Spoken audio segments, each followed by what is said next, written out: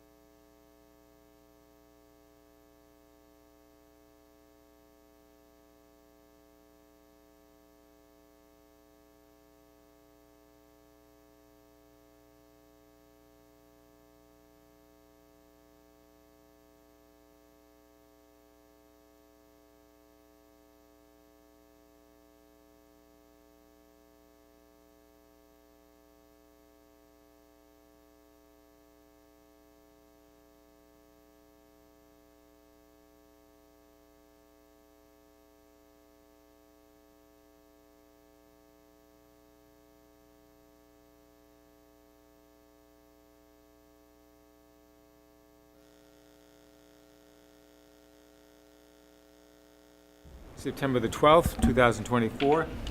We as a commission operate under the Massachusetts General Law, Chapter 131, Section 40, the Wetlands Protection Act, and Chapter 26 of the Town of Danvers General Bylaw, the Wetlands Protection Bylaw. After each applicant presents his or her request, and the board has had time to ask questions and discuss the project, we will accept questions from the audience. Because this is a public meeting, it is required by law that you give your name and your address before you speak.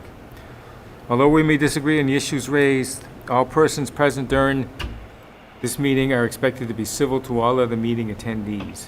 This includes members of the commission, our staff, abutters, concerned citizens, property owners, and project applicants. We also request that you confine your questions to the project at hand and only as it pertains to the Wetlands Act. We cannot handle, nor do we have jurisdiction over matters such as noise or traffic.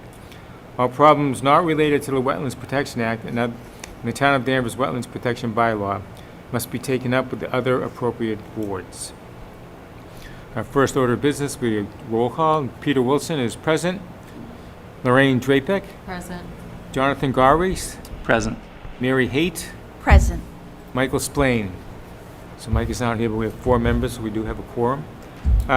First matter on our agenda is a request for a certificate of compliance for 54 Coolidge Road, DEP file number 14-1401.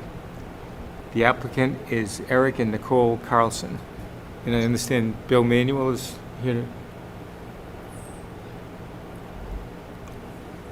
Yes, I am. Good evening. Bill Manuel from Wetlands and Land Management. Very quickly, this was a project the commission approved last year. 2 little additions on either side of the home. The as-built plan shows that these additions were built spot on with the plan that was approved. We did a site visit just a few days ago. All disturbed areas have been they had good grass cover on it, and the project is 100% complete, like a certificate of compliance. Okay, and Emily, you said you visited the site and Yep, visited on September 5th. No concerns. good to hear. Okay, I have no concerns either. Does anyone else on the board have questions, comments? Jonathan? No questions here. Lorraine? No? Mary? Okay, if someone can make a motion, we'll grant I'll this. make a motion. I make a motion that 54 Coolidge Road, DEP file number 14-1401, be granted a certificate of compliance. I second the motion. All in favor? Aye. Okay, thank you. Next up. Thank you. Notice of intent for 17 and 19 Tibbetts Ave, DEB, file number 14-1423. The applicant are Laura Miles and Michael Larkin. And Hi, I'm Caitlin White from Hancock Associates. I'm here on behalf of the applicants, Laura Miles of 17 Tibbetts Ave and Mike Larkin of 19 Tibbetts Ave. We are just looking to permit some improvements to an existing dock in the Danvers River. In existing conditions, the dock consists of a pier, 4 aluminum gangway, 4 wooden floats, and a T-float that has a covered portion.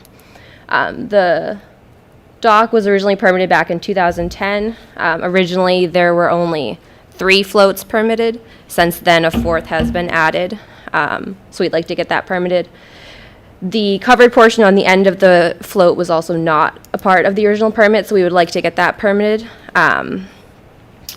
And then we would also like to propose some new work, which would be 6 piles, which are on the plan. If you can scroll down, yeah. Thank you, if you can zoom in. So 6 piles that we are proposing would add structural integrity and support to the dock. In existing conditions, it's been noted that the 4th additional float is laying on the mud flats, so we would propose to remedy this by moving the entire dock system out 15 feet. This would still maintain about 100 feet from the navigable channel, so we wouldn't expect it to affect boat travel within the river. And the roof structure, our applicant actually reached out to the building inspector, Timothy Hudden, and he had no issues with the covered portion. Do you guys have any questions? did the harbor master have any issues with the covered? He was worried that the building inspector would, and the building inspector had none, so. And there's no power out there, right? How big was the float that was added? 20 by 6 feet. And you want to go out another, 6 or 8 feet? Approximately 15 feet, yeah. 15 feet after. Yes, yeah. Into the river. just so then we're not laying on the, it's not laying on the mud flats during low tide to reduce the impact. Why does the T-float in the I don't want to say shack, because that's not what it is, but the, you know, the covered building? Yep. Does that have to be out as far as it is? The entire structure would have to move out 15 feet so that we wouldn't be on the mud flats. Can you clarify your question? Yeah, but I guess what I'm driving at, if you took out that 26 by 20 foot float that wasn't permitted, what does that effect does that have on the whole project?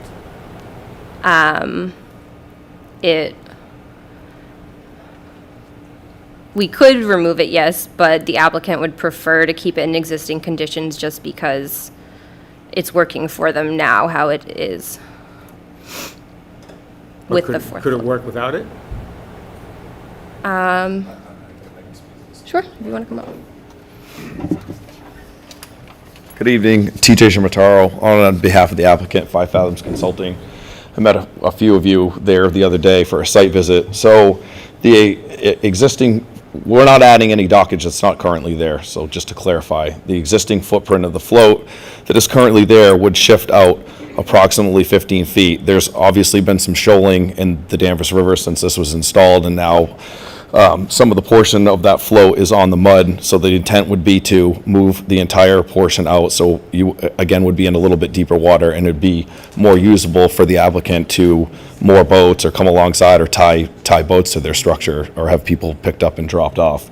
The float, it's about between 12 and 15 feet. It would move out. The neighboring float, which I believe is at 15 Tibbetts Ave, is as you can actually see on here, is out almost 18 feet further than their float at 17 and 19 Tibbetts. We'd still be, you know, shoreward of that location. If you remember from your site visit, we're pretty much trying to duplicate the same exact thing that's at 15. Add the pilings there, get rid of the moorings, reduce the overall impact of the area, get rid of the chains from scouring the bottom, make the, you know, the entire structure more sound, safe and sound for the applicant. So that's pretty much it in a nutshell. I guess where I'm coming from is there's 120 feet of float that was put in there. And our priority is to try to minimize the shading on the bottom. So I'm not sure if you're aware enough, with new floats now, we have like a 200 square foot maximum. But we do give a little latitude for people that, you know, lots that will share a dock. Yeah, this is a shared float system. Right. It's But been you also have twice the square footage of coverage that, you know, our regulations have been changed to allow. So I'm just asking, what's the functionality of that 6 by 20 float? Could you bring that in 20 feet, the end of the dock? You get the floats off of the mud on the shoreward side. Take out that float in the middle, and then bring in the outward part. Well, the intent is to get out into deeper water, is what the overall intent is to move the float out so the floats are in deeper water. Again, there's been... Is that a problem now? I believe it is at low tide. There's the floats that are existing there, except all the way out there, and they're in very shallow water. So this would move the entire structure out into deeper water. You would again have less grounding at, you know, astronomical high tides, where now when you have king tides, there's more of the float is now resting on the bottom than it is currently. So this would overall help all of that. Again, you know, it would move out for the applicant. They'd be in significantly deeper water from, you know, shoaling from the Danvers River. They wouldn't have to change their gangway. They wouldn't have to change any of the connections from the pier to the gangway to the float. They would simply take the existing float, move it out 15 feet, pile support it, remove all the chains and all the moorings from all the years that have been there, and hopefully be done with this project for the foreseeable future. And again, it is a shared float with two And do you have to get a new Chapter 91 license? correct. So our intent tonight is to hopefully receive a positive order of conditions from you. Hancock would then take that and file with DEP, and we get a fresh Chapter 91 license and go through that. You know, So there was an existing Chapter 91? There is an existing Chapter 91 on this structure, but adding the pilings, as you know, is more than 10%, so it's not a minor modification. It's a change to the existing configuration. But does the Chapter 91 license incorporate the float that was added? It does not, but we intend to permit that now. That float that was added, I'm not quite sure how long it's been there, a handful of years, over 5 years now. But it's completely in line with the finger that goes out in the T float at the end. Just So, that those are permissible through this commission, and that didn't happen. yeah, yep, that's correct. So we would like to get all up to date with all the permits and make it completely a legitimate, structure. Okay. So, All right, that's all I have for questions. Jonathan, have anything? No, any questions? I think we're addressed at the on-site meeting. Lorraine? Mary? Everybody good?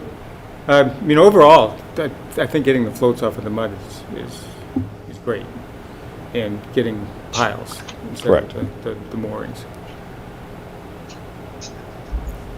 Oh, I did have one question. Go ahead. Is the applicant aware of the additional conditions from the dockmaster, the harbor? yeah, the correct. harbor master? Yes. And we looked at some of the order conditions that he had proposed here, removing floats, paying attention to setbacks. This isn't a federal channel. It's not a federal project area. The Corps, we obviously want to respect the local channel there, which we're still staying back, 5 times the recommended amount if it was a federal channel. Yeah, we're going to fully comply and intend to, complete all of that in this project. Okay. What's your timing? Well, Get to Chapter 91 license. we're at the mercy of the state, and as everyone knows, some of these agencies are, undermanned and underfunded. We'd like to get the project done as soon as possible, so, tonight, if we receive a positive go from this commission, we'll file immediately for the Chapter 91. All the engineered drawings and plans have been done by Hancock, and I would assume that they'll file right away, and then we'll be at the mercy of the state.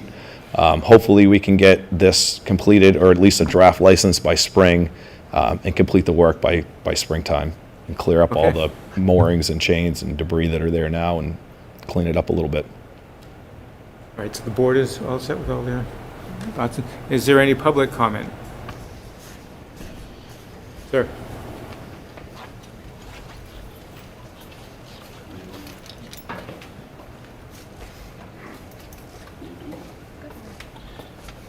Yeah, Pete Clement, town meeting member. I reset those moorings about, dozen times. What it is when the water's coming in and it comes around the corner there's a hell of a rip in there. It really should be on pilings, and I suggested that to the previous people who were there before, as far as putting them on pilings. Once they're on pilings, that thing will stay right in line, and as it is right now, it's like 15 feet in too far. If you look at any of the floats in the town where the gangway comes down, that one there is coming down like toward the middle of the float. It should be toward the end, all right? So this would be a good thing That's for what they that. want to do, right? Yeah, all right, thank you. Okay, thank you. Anything else? None? Okay, let's close the public hearing, so someone can make a motion to that effect, please. I'll make a motion. Yeah, make a motion to issue an order of conditions. Hold on, we have to close the public hearing Oh, first. sorry. Make a motion to close the public hearing. And just, for the address. Yeah, for 17 and 19 Tibbetts Ave, DEP file number 14-1423. Is there a second? Second. All in favor? Aye. Aye. Actually, all right, so now we're going to vote on an order of conditions. So someone can make a motion to that effect. I don't know of any special conditions we want to tack on, is there? Aren't they're listed here? Hmm? Oh, those, Master yeah. of Okay. recommendations, yeah. I'd like to make an order of conditions for 17 and 19 Tibbetts Avenue, DEP number 141423, with additional conditions as discussed. Okay, and I don't think there were any. I mean, you just have the harbor yeah. masters. That's just. Oh, yeah, okay.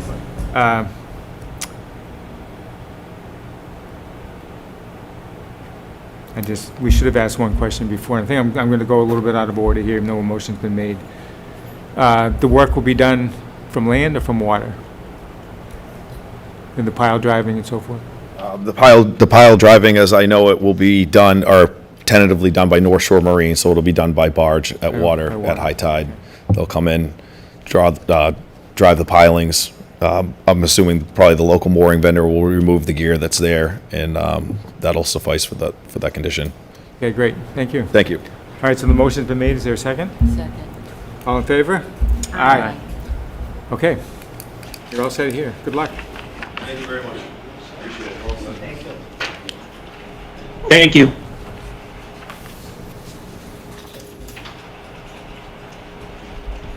All right, next order of business is notice of intent for 11 and 49 through 55 Newberry Street, DEP file number 14-1425. The applicant is John Alvarado.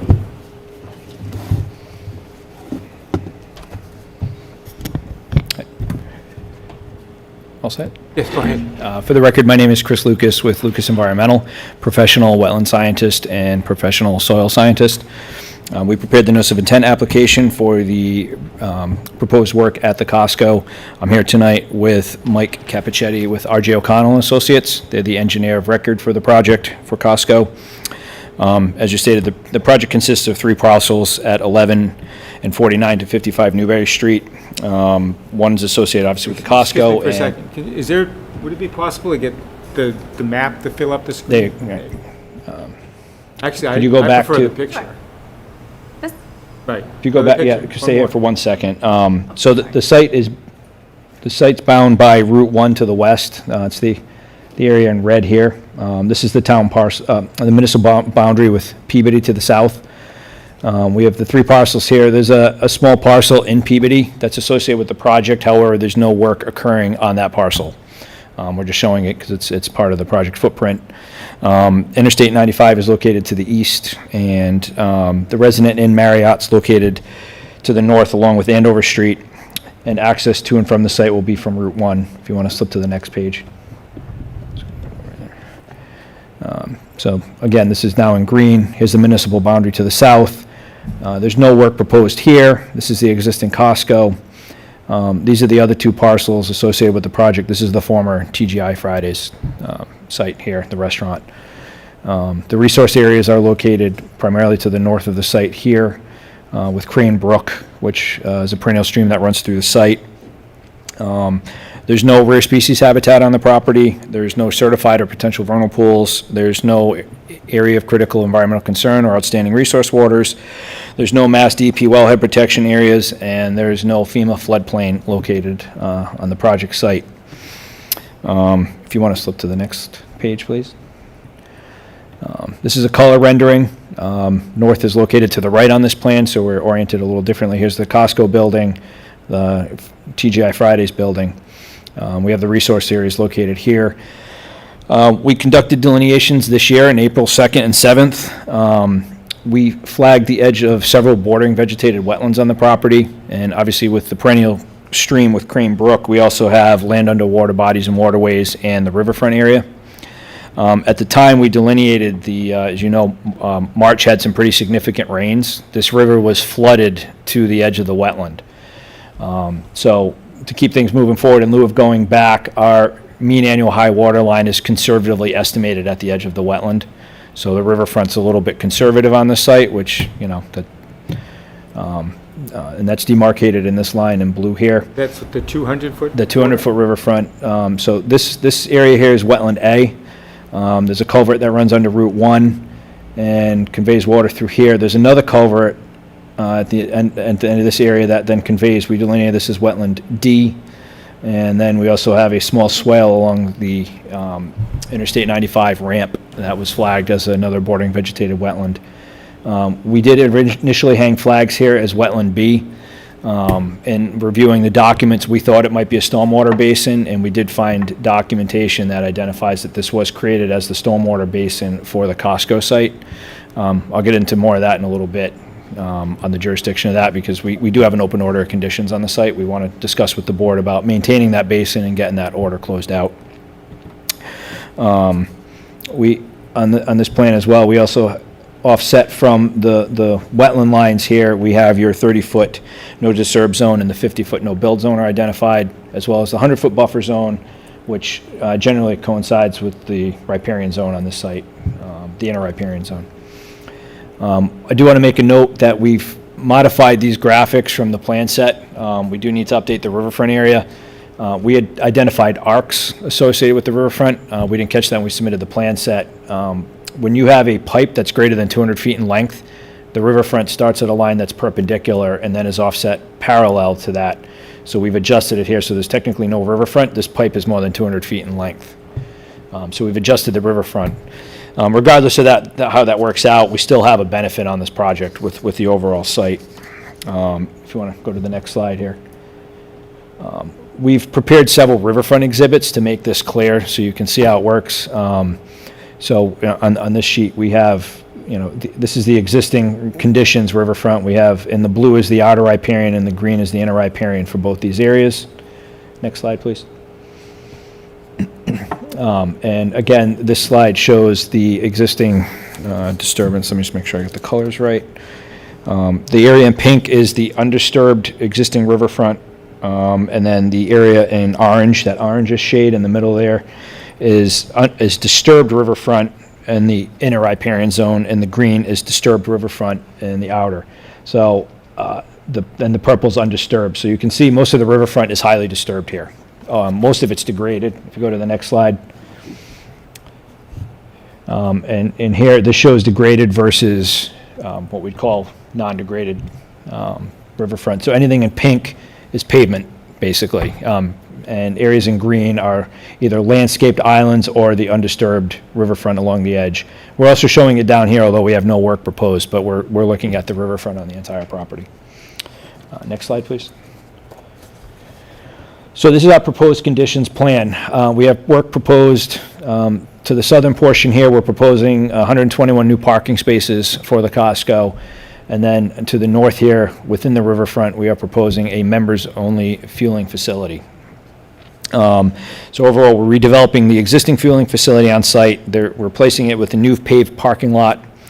The site improvements include traffic mitigation measures to improve the traffic operations within and adjacent to the site.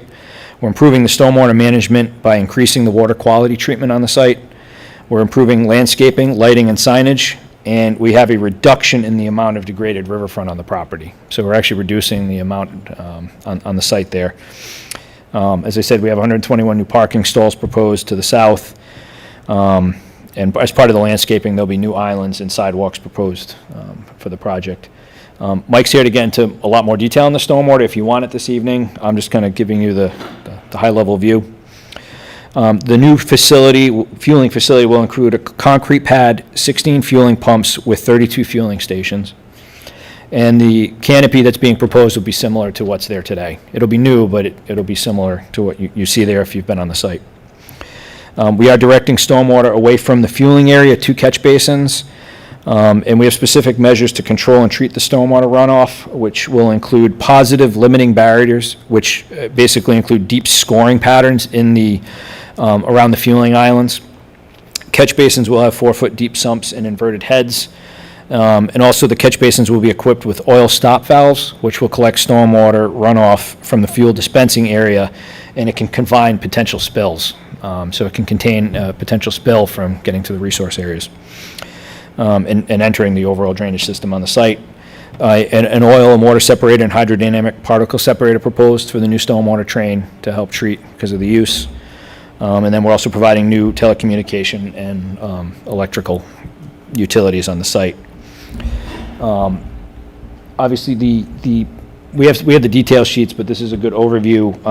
We have work within the riverfront. It's obviously a redevelopment, so we're under standard 310 CMR 10.585, which we believe we fully comply with. We've provided numbers where we have a reduction in pavement. I'm not going to get into the numbers now because they're going to change slightly, but it'll still be an improvement. We've documented that in the notice how we meet each of the performance standards. Happy to go through those if you'd like, but we're providing a benefit to the area with the stormwater improvements and reducing that. For the local regulatory compliance, we fully comply with your 35-foot no disturb and 50-foot no disturb. We've provided a table noting the impacts. We have a reduction of impervious of 540 square feet in the 35-foot, and we have a reduction of 835 square feet of impact in the 50-foot. So we're providing a benefit there under your local bylaw. So we've calculated your percents per your requirements in the bylaw.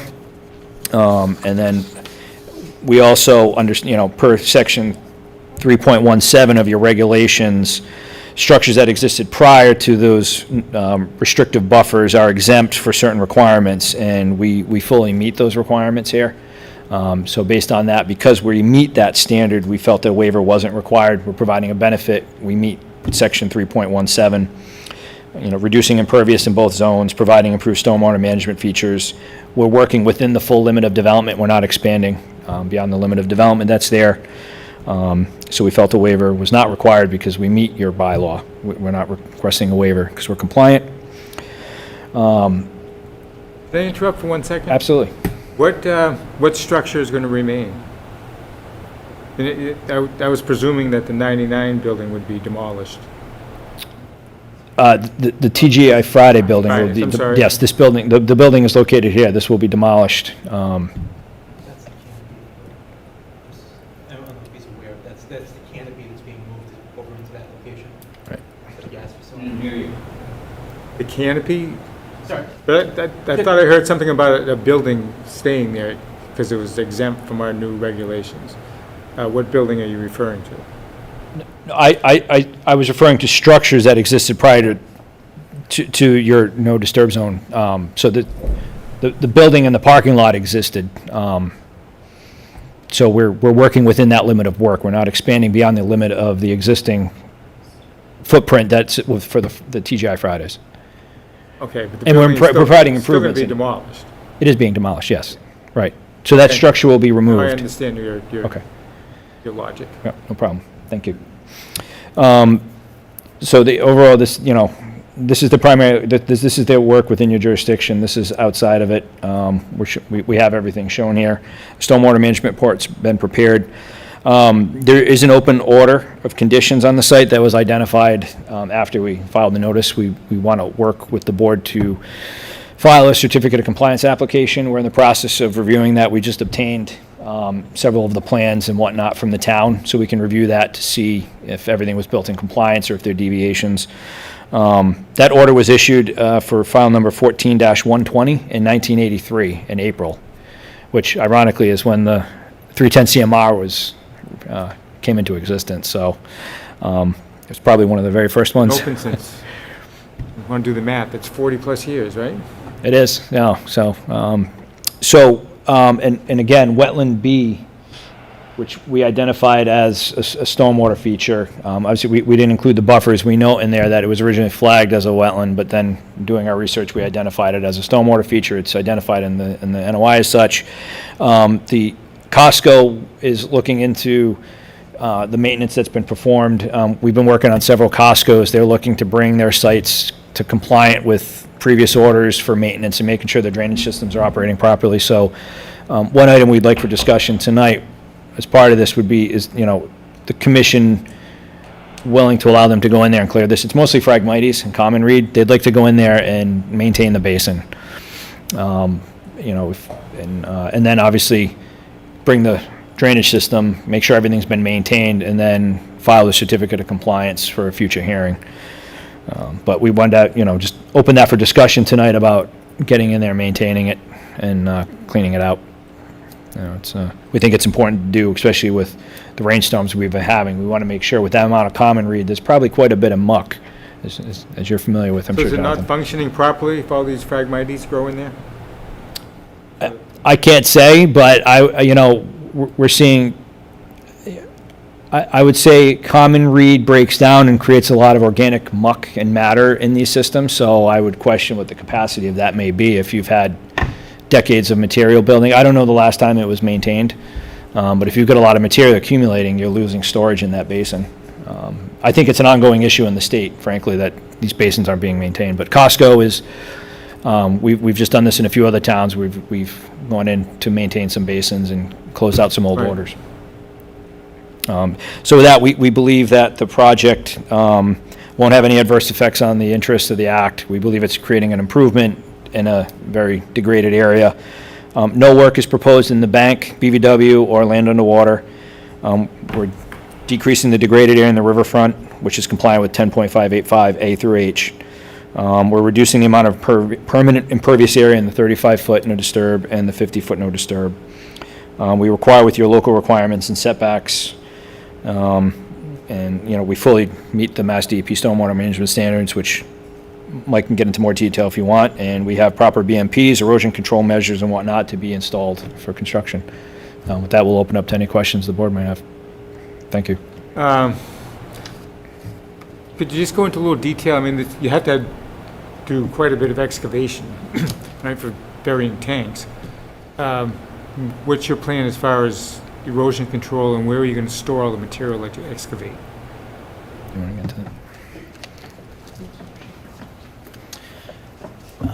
I believe we, if we flip to the next sheet, I believe we have the demo and erosion control plans. And for the record, Mike Capichetti from RJ O'Connell, the engineers on this project. I believe keep going. It should be, well, hopefully the next one. Okay, so as you said, we will be demoing the existing TGI Fridays on the site. We are currently proposing to line the outside of the project with silt socks, also silt sacks throughout the site, and also silt fence to limit this is the existing disturbance line that currently is brush area, so we're not going further into the disturbance throughout the site. We are going to limit any stockpiles to be outside of the buffer zones throughout the site, and they'll be surrounded by, we have it's on notes on our erosion control plan and also in our O&M manual that they have to be surrounded by silt fence and covered at the end of the day, et cetera, to make sure there's not any additional runoff coming from the site. The entirety of the site will be checked and maintained, checked at the end of the day, and weekly there'll be inspections to make sure that there's no deviations or any issues with the erosion control proposed out there. That's, I mean, in a quick nutshell, what we're proposing out there. Okay, thanks. Any questions, Jonathan? I had a question as it pertains to the stormwater feature, the wetland, I think you call it wetland B. What is the proposed maintenance that you're proposing there? I mean, I believe we're reviewing it. We just received, we went and met with the town at the end of last week and received the design plans and the order of conditions that was issued back in the 80s. And we're reviewing, I mean, a lot of it, as he says, getting in there, getting rid of the phragmites and being able to make sure there's nothing impeding the outlets from the pipes and making sure everything is running properly and draining. We're in the process of examining exactly how that basin is supposed to function and make sure it's outletting at the, if there's a riprap overflow, et cetera, make sure everything's designed and built and functioning as it was supposed to be. So unfortunately, again, we'll be coming back before you for a COC with that, but until we can, we just got the plans this week, unfortunately, so Okay, so the way I'm looking at it, then that order of business has to be taken care of before we proceed with your new project. So you're looking to have the old order closed out before you'll issue this one? Mm-hmm. Even though it's 40 years old? Is that something that could be conditioned prior to start of construction? Would the board entertain that a certificate's issued for? I mean, we fully expect to continue tonight so we can clean up some things and answer any questions, and we weren't sure what your next step would be on the review. No, I mean, if it's not functioning properly, and I think that's going to be squared away first. Just for point of fact, no, we are not stating it's not functioning properly. Everything's draining, obviously, on the site, currently, and there's no issues with flooding. My understanding is the reason this, well, unfortunately hadn't been closed out over the last 42 or some odd years is over the years, Costco had been going back before the town, and they had just been modifying the existing open order. And now I guess we're finally getting to a point where we're going to be able to close it out. I don't know the specifics and the reasoning for that in the past. I mean, this was years ago. I'm not familiar with it, but that's my understanding of what had happened along the years and why it hadn't got closed out. I'm not sure. It was just continued work that was considered to just continue on the previous order. Right, and being that it's an unmaintained basin, we did not want to touch it without talking to this board first. You know, if you're amenable to it, we can report back to Costco and ask them to get someone out to inspect it and get, you know, we can report back what the maintenance will be, but like you said, it'd be removing vegetation, cleaning any muck to get the elevations to what they were approved to previously, and making sure the inlets and outlets are clear. That's standard. We would look to do that, and we don't want to do any of that work before we spoke to the board. So we don't want to do any of that maintenance work without speaking to you and making sure that this board is acceptable of that. So if that's something the board tonight felt comfortable doing, we can report to Costco, get that work cleaned up, and you know, we can see how the timing works with this hearing, and maybe we can get it cleaned up before then and get the certificate in. If not, maybe we can entertain a commission, but we can definitely work with you on the timing of this. We just want to make sure that works with Costco's timing. Okay, we'll get to that then. Lorraine, do you have any questions? Mary? No, I'm No? good.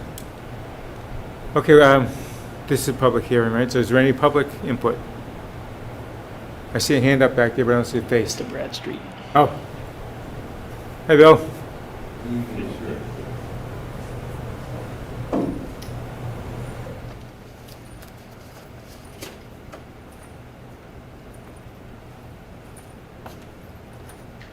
Bill Bradstreet, Town Meeting Member, Precinct 1. If I understood correctly, there was 40 years ago, something started. We don't know if it was completed because it was never okayed or whatever. If I were doing something like that myself, I wouldn't be happy with me. I certainly wouldn't want the board to continue without it being closed out, but check before you close it out. One step, don't go and then have to come back. I wouldn't be satisfied if I were sitting on the board, and I don't want to sit there, but I wouldn't be satisfied unless things are done in the order they're supposed to be done. 40 years is too long. Anyways, even a week or two is too long. In the order it's set out, do what you're supposed to do. It's like doing something because you know you can't, and then coming back and saying we're sorry. Can we keep it? No. I don't believe in that. You ask for something, you do that. Next step, you ask for something else. Don't get ahead of yourself. Am I making myself? Thank you. Okay, so I think our first order of business is do we want to let them go ahead and do some maintenance work on that drainage pond? Do we have a copy of that order of conditions from 1983 or whatever that document is? Does Emily, Yeah, I can pull that up here. And if we do, are there maintenance requirements associated with the stormwater feature?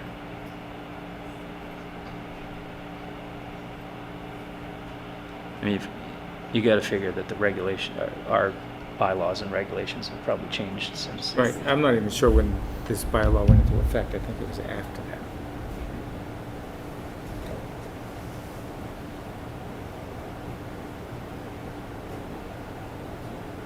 Actually, I'm not seeing it electronic, but I can get it scanned in and get it sent to the board. I'm not seeing it in my electronic system right now, I'm sorry.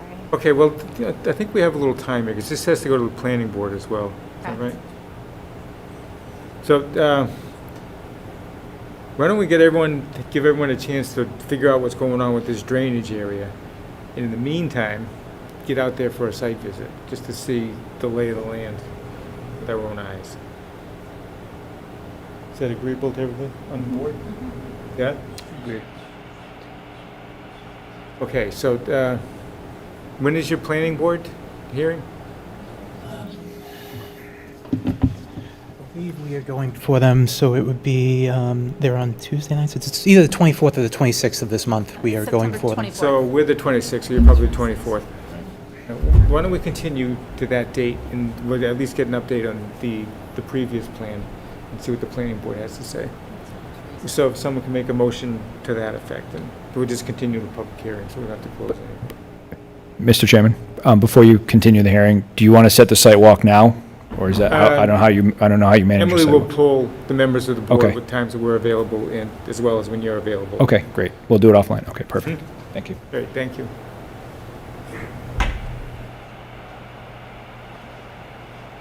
So we have to Go close. ahead, close the make a public motion to hearing. just continue.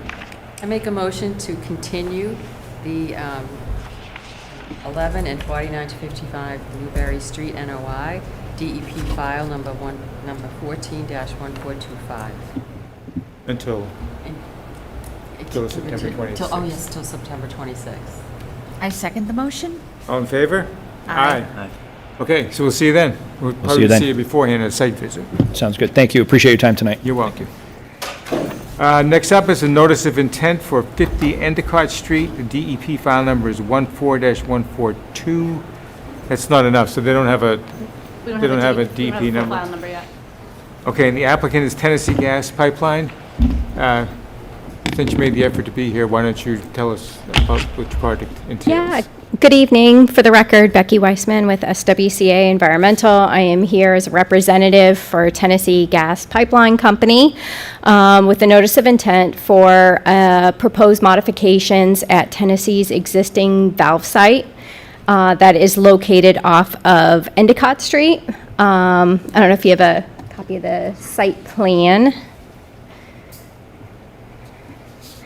So the project consists of the expansion of Tennessee's existing valve site, which is shown here in yellow. The proposed work is to construct and install a new actuator, a RTU unit, which is a remote terminal unit, and some proposed conduit pipework that's being proposed. So this will consist of an expansion of the existing facility fence line by about 10 feet, which is shown 10 feet. And the work is needed. So basically, a valve site controls the flow of gas. And there's a connection here between Tennessee's existing lateral, their Peabody-Salem, or rather their Beverly-Salem lateral, and the Peabody Municipal Light Plant lateral. So that valve controls the flow of gas between those two pipeline systems. What Tennessee is proposing to do at this site is to install an actuator in the RTU to be able to remotely control the flow of gas between those two systems. This is important from an efficiency perspective, and it's also important from a safety perspective because it allows them, in the event of an emergency, to be able to turn off the flow of gas between those two laterals. So the work consists, again, of about a 10-foot expansion of the fence line, installation of the RTU on a foundation, installation of an actuator on a smaller foundation, about 2 feet by 2 foot foundation at the existing valve site, and then the placement of about 4 inches of crushed stone. The work is going to be done by either a small excavator, some of it might be done by hand. Access to the site will be from the parking area on Broad Street. I think there was off Broad Street, and then you'll see there's the MBTA right-of-way that's immediately adjacent to the property. So that MBTA right-of-way is going to be used for access to the site. There is some work that is proposed within the wetland. It's temporary work that's needed to actually provide staging and access to the site. So as you can see, the site is surrounded by wetlands on most of the sides. What you might not be able to see is there's actually a bunch of existing utility infrastructure on the site as well. So there's above-ground facilities that are associated with the Peabody Municipal Light Plant, their own above-ground facilities on the site. There's an existing transmission or overhead utility corridor that's on the site, so there's existing poles on the site. So the work that's proposed within the wetland area will consist of placing construction matting down and then operating equipment off that construction matting. Construction mattings just consists of the timber mats, so it's only a temporary impact to that wetland system. Once they're done with that work, the mats are removed. The area is restored. They are proposing erosion and sedimentation control barriers around the site as well to protect the wetlands. We did request a waiver from a couple of the bylaw requirements. Their work is proposed within the 100-foot buffer zone, as well as the local 35-foot no disturb zone and your no build zone. So we did request a waiver from your municipal setbacks. Obviously, the entire existing facility is located within those setback zones. We also requested a waiver from your site plan requirement for a PE stamp site plan. One of the reasons for that is, so these projects are designed by pipeline engineers, and any of their designed project plans are classified by the federal government, by the Federal Energy Regulatory Commission, and by PHMSA, which is the Pipeline and Hazardous Materials Safety Administration, as critical energy infrastructure information. So all of our construction site plans are considered confidential information. They are considered a security risk, so none of that information is available to be provided to the public. So what we can provide is a footprint of the proposed permanent work areas, so the permanent expansion areas, and then in purple, what their proposed temporary workspace areas are. We are proposing this work as a limited project. It is a utility associated with a utility facility, so it does qualify under the Wetlands Protection Act as a limited project. And I will open it up to any questions. Just tell me the color-coded areas on your map. I'm presuming the green is the wetlands? Sure. So green is the wetlands. Purple is what Tennessee considers temporary workspace. So that could just be access, or it could be any area where they need to move equipment around and just have as a temporary work area. So the purple that is connecting from the parking area on East Broad Street, going down the MBTA, the old abandoned MBTA right-of-way, that is just access. They label that as temporary workspace because that's how it's considered under their FERC guidelines, that it has to be counted as temporary workspace. The timber matting, how much of that area will that be? That will be about 674 square feet, and it's in that overlap of the purple area and the wetlands. Right there, okay, perfect. Okay, where is Endicott Street on this? Is it on the bottom? It is to the left. Okay, so the frontage on Endicott Street is the railway right away? Yes, yeah. There is a facility, so it's that property that's located kind of on the bottom of the page. That is the address. Tennessee, this work is occurring within Tennessee's existing pipeline easement, so all the expansion is within that easement area, but the property lot that it's located on is Endicott, the 18 Endicott. Okay. Anyone else have any questions? I have a question. Go ahead. The overlap there is the area that is to be covered with temporary timber matting. Yeah, exactly. The Yep. rest of the purple is also temporary access, but it's going to be operated on with equipment as it sits. Yes, it's all disturbed area. So again, it's that existing corridor. I think that right away is now kind of used as a trail by people. There's no existing railroad ties or anything in it. So, and then when you come down, this is all the project site is all on like an existing disturbed area that is crossed by a couple of different pipeline laterals and an electric line with overhead structures.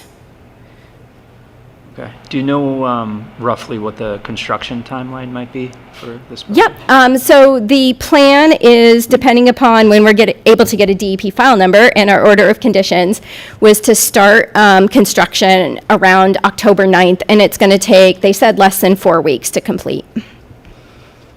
Okay. And do we know what time of year that might be? Well, October. Okay. Yeah, yeah. So coming up. Okay. And then the note that I have here is that all areas that are temporarily disturbed will be restored to pre-construction conditions. Yep. As one of our conditions. Do we have a plan for the wetland area that will be temporarily matted over, and what sort of restoration of impacts that might happen there? Sure. So typically with the matting, the mats themselves create a stable work base. Tennessee is required to follow the guidelines. So this is subject to Massachusetts the programmatic general permit with the Army Corps of Engineers. And so as part of that, they have to follow the Army Corps' guidelines that the Army Corps has for installation of construction matting within wetland areas. So that prescribes like how long the mats are allowed to stay, how they need to be removed, like no dragging of the mats through the wetland. When they're being removed, they have to be picked up. And then when they're removed, the roots, the nice thing about them is they protect the wetlands from compaction and rutting by the equipment. They also protect the roots and the seed stock that's beneath the matting, but we are proposing to use a conservation seed mix afterwards. Obviously, if there is any compaction, which we wouldn't expect, that's the reason for using the mats to begin with, it would be taken care of. But the purpose of the matting is to try to avoid any of that compaction or matting. Mats won't be there for very long anyways. No, they definitely won't be there for the year or one growing season that the Army Corps allows. They would be removed as soon as construction was done. Okay. Yeah.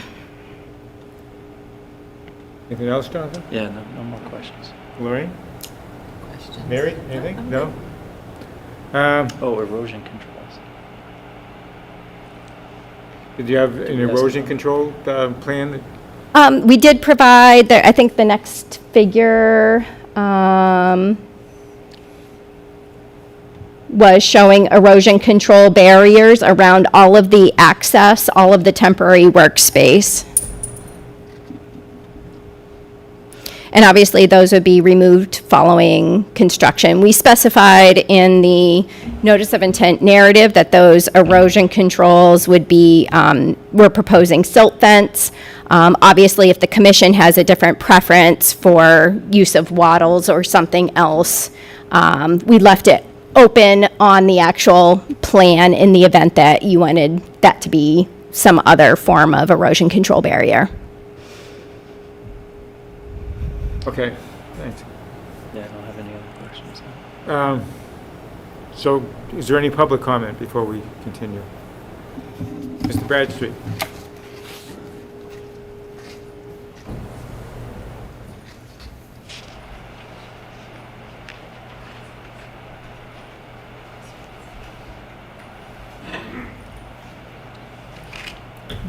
Again, Bill Bradstreet, Town Meeting Member, Precinct 1. When someone says a mat to me, I know what I think a mat looks like. can someone explain to me what a mat looks like that they intend to use? And is this I didn't go out and check. Describe it, Bill. She did describe it. It's like timbers, like. It is 4x4 timbers. timbers. They're usually about 16 feet wide, typically. It's a timber mat tied together. I wasn't paying attention, I guess. Is this area behind Sylvania? Is it, or am I in the wrong side of 128? Or where am I? Or where am I? I'm here, but So, where? Endicott Street, so pretty much where the railway, right-of-way crosses, Okay. right? Yeah, I don't know if you have the USGS map. But I think, Bill, to access it, they're saying it's Broad Street, which is on, I guess you get onto Water Street and take right onto Okay. All right. Broad Street. Now I'm getting oriented. Thank you. Okay.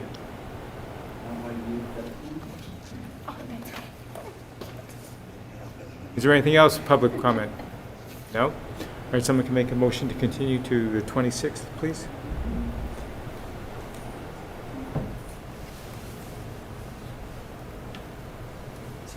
Is that what we're doing?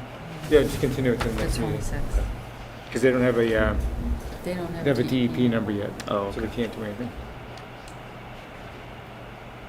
Right, someone can make a motion, just, I make a motion to continue to September 26th, DEP 50 Endicott Street, NOI, DEP file number 14, until... and they don't have the 26th. number. Yeah. Okay, the motion's been made. Is there a second? I second the motion. All in favor? Aye.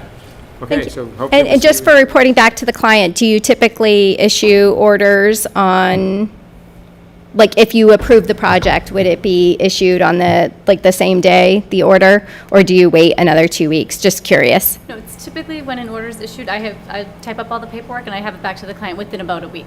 Okay, So- okay, great. Thank you so much. Of course, thank you. Okay, so that's it for the regular agenda. So next item is old and new business, a violation discussion. And I think Emily has something, an overview to give us first. Yeah. And then get so- into a discussion. Sure, so this is with regard to 80 Water Street. This was back in April of 2023. The prior conservation agent, Georgia Pendergast, had emailed the applicant regarding violations related to repairing a seawall. Come to find out, it wasn't actually seawall repair that was taking place, but there was also an unpermitted seasonal dock on the property. And so Georgia spoke with Chris Sanborn, the harbor master, and ultimately it was seasonal. He does not permit seasonal structures, and there were no permits on it at all. So he had said that it would basically need to be removed, and the applicant would need to file a full notice of intent if he wanted a permanent structure at the property. So it was either remove it or file the full NOI, and neither of those things ended up happening. And then in 2024, it came to our department's attention that a shed was being built on the property, and the town has some different guidelines around sheds. It does need to go through zoning review. So the building department alerted our planning technician to take a look at that, and then, so the applicant was provided with the proper steps for that shed installation, whether it's a minor project permit, a notice of intent, or just a zoning review and a sign-off. However, we haven't received any paperwork in regards to that yet. So after issuing a couple of letters to the applicant, Peter McKinnon, he did come in and meet with us last month. It was late August, and the next step, since these issues hadn't been addressed, was to come before Conservation Commission and determine what needs to happen here and what we need to do to get this all evened out. Okay, good. And Mr. Peter McKinnon, is that the property owner? Is that you, sir? Yes, please. Podium, sir. Good evening. My name is Peter McKinnon, and I own the property on 80 Water Street.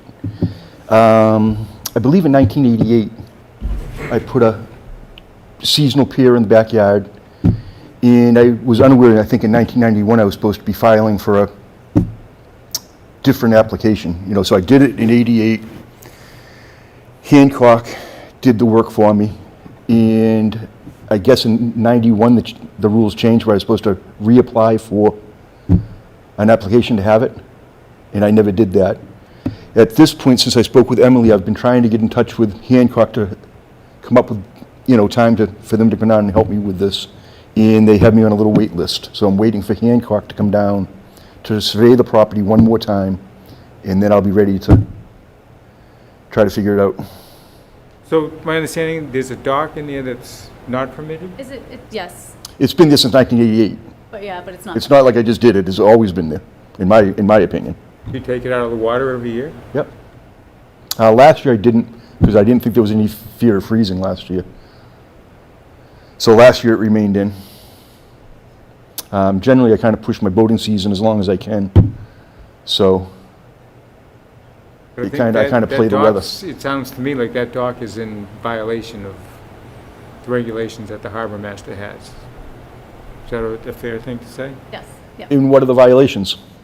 It's not permitted, and he doesn't. Right, but I thought that's what we're trying to achieve right now. is- Right, but he was wondering. Right, so yeah, so what I'm trying to do right... You'd have to go through the process to apply for that. Right, which So I thought, then- from speaking to Emily and the pair of Bryans, was the first thing I had to do was get Hancock back involved and get them to come down and take some measurements and draw me a plot plan and whatnot. And with their schedule, they just have not had time to do it yet. But in the meantime, the dock should not be in the water. So what do I do with it? You want me to just pull it up on the beach? I mean, Want me to what? Want you to, you want me to disassemble and pull it up on the beach like I do every year? yes. The Immediately? season's almost over. I mean, the What's that? season is nearly over, isn't it? Well, as I say, some years I boat all the way till Christmas, I mean, But so... so you're in violation, and I'm trying to work with you here. but Right, you no, have I'm trying to understand show what me you- good intent. Yeah. And I'm not going to say, Hancock is going to be weeks, and you still use an unpermitted pier. Okay. My opinion, and I'm sure the board would probably go along with me, is that the pier has to come out of the water, the dock, whatever you want to call it, until you get the process of applying for an NOI in the works. Okay. So I'll have to make arrangements to get my boat out of the water, and I'll remove the dock. Okay. And then get on Hancock's case to Okay. get And moving what is my on. timeline on that? What's that? What is my time frame on that? Well, you have to go through the whole application No, process. part of getting it out of the water. Why don't we leave it at good faith? Okay. But it's, in your best interest to get it out of the water. Okay. Certainly, I need a little bit of time. I need, to contact my boat removal man. I have to have time, place to put, I don't have room on my property for it, so I have to find a place to store it. So I'll take care of those things as quickly as I can. Where have you stored it in previous winters? Various locations. Last year I had my boat in Rhode Island with me, and it wasn't even up here last year. I had a smaller boat up here that I used last year. So possibly I take it back to Rhode Island. I'm not sure what I'm going to do with it. I'll have to make some Well, arrangements. we'll leave that up to you. Okay. Good enough, Emily? All right. So in the meantime, you just get Hancock going on an Yeah, application. I'm trying. so you As can- I speak to him every Hopefully 3 or by 4 next season, you're all set to go. Yeah, yep, that's the goal. Does it need to be Hancock? Hancock did the work for me originally back in 1988. So it's just easier to carry that They forward. have all my documentation. I tried to contact another gentleman, Vernon LeBlanc, because my architect and other people I work with referred him to me. So I kind of chased him around for 3 or 4 weeks to no avail. And his last message to me was, I'm not interested in helping you. So then I said I should just go back to Hancock, who I've dealt with on other projects over the years. And, I've always had good luck with Hancock, so. But they were just here tonight on another dock project, so Yes. that's what yep. they do. Yeah, that's what they do. They're good people. Unfortunately, at my age, everybody I knew up there is retired. I go back with Hancock when they were on Maple Street, 45 years ago, and they were a much different business back then. So I'm just having trouble getting somebody down there to help me. But I am in contact with them, and I'm going to try to do it as quickly as I can. And in the meantime, I'll remove my boat and remove the float. Okay. All right? Good, great, thank you. Thank you. Emily, nice to see you. You too, thank you. And you've had conversations with Hancock? Yeah, I spoke to him yesterday. And she assured me I'm on the list of projects, and they're as busy as everybody right now. Right. They've assured me as soon as they're possible, they're going to be over to see me, and I'll contact, I've been calling them every Monday trying to get my foot in the door, and, they're just busy. Mm-hmm. Like everyone is. Okay, good. Well, let's work together. Thank you. Have a nice evening. Okay, there's nothing else on the agenda? Sir? I was wondering, I'm his neighbor. I live at 80 Water Street, my name's Tom Green, and I was just wondering if the shed that he built, is that being discussed tonight, or is that another time, because... Could you, one thing, I should have you go over to the podium. Okay. And I do have a survey of my land, actually, but Mr. McKinnon told me my property line was my house, which I didn't think that was possible. And I do have a survey here that was done in 1992. Oh, and by the way, the shed is so close to my house, it's 4 feet 4 inches. I can literally touch it from my house. And it totally blocked out a window in my kitchen. And when all my friends, when they drive by, they ask me what I'm building, because it does look like it's part of my house as opposed to his. Now, as I said, I do have this survey here. I don't know how you get it up there, but there's a significant amount of land between.